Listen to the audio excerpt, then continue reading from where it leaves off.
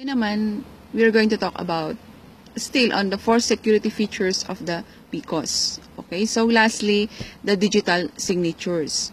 Okay, so ano ba yung digital signatures? Huwag na nating i-complicate. Okay, from the word itself, signature o perma. Okay, so perma. Ano ba yun? So, ito kasi, sabi natin, nung manual elections, yung mga resulta, okay, yung mga tinali, na yung mga boto ng mga tao, na kinolekta or tinali or kinanvas ng BEI, so nakatali yan sa kanyang broadsheet, no, malawak na paper yun, pinipirmahan niya. Pinipirmahan nila yan. Okay? So, bago nila yan isubmit dun sa Municipal Board of Canvassers o dun sa munisipyo, dapat may pirma. Kapag walang pirma, ibinabalik nila yan. Binabalik nila dun sa nagtali, dun sa gumawa, para pirmahan niya. Para maging official at para bilangin nila sa munisipyo. Okay? So, ano bang nangyari? Noong 2010 at saka 2013 na automated elections natin, okay, yung mga resulta, walang pirma. Walang pirma ng yung mga BEI, yung mga guro na nag-assist dun sa elections. Okay, so, ibig sabihin, binilang nila sa munisipyo yung walang pirma.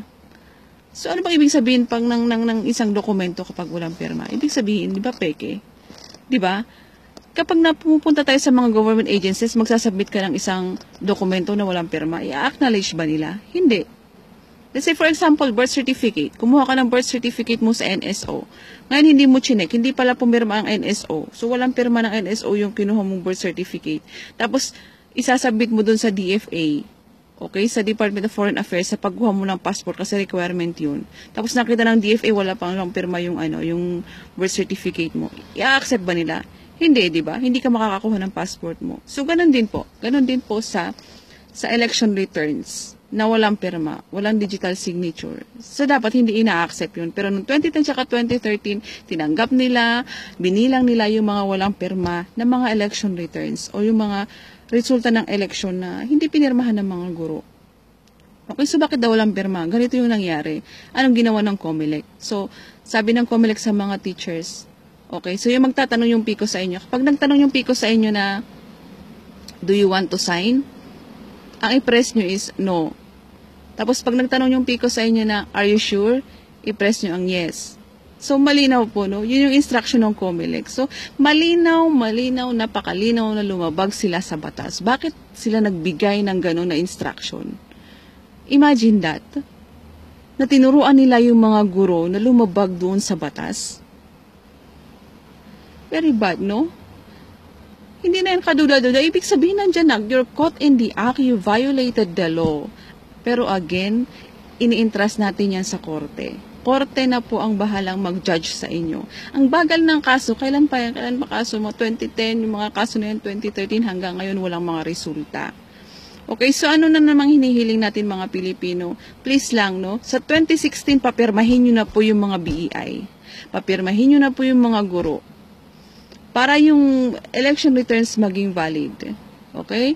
Maging official yung mga results. At saka, magiging kampante yung mga tao na, ito, tama. Ito yung tamang resulta kasi pinirmahan ng mga nagsilbing BEI. Tapos sabi pa ni Bautista noon, alam mo yung sabi ni Bautista na, kaya daw walang pirma kasi daw maraming absent na teachers noong election day. Naniniwala ba kayo? Sabi niya 25 to 30%. So, ilan yun? Ilang thousand yung absent? Grabe, it is a lie. Kahit dun mismo sa presinto ninyo, doon sa probinsya ninyo, maniniwala ba kayo maraming teachers? Ayan, ipinaghahandaan ng mga teachers yan. Pinaghahandaan nila yung mga election day kasi malaki din naman yung bayad nila, pero they deserve naman. They deserve naman yung bayad nila. Lalo na sa mga precinct na maraming voters, puyatan talaga yan. Hindi sila natutulog hanggat hindi matapos yung elections.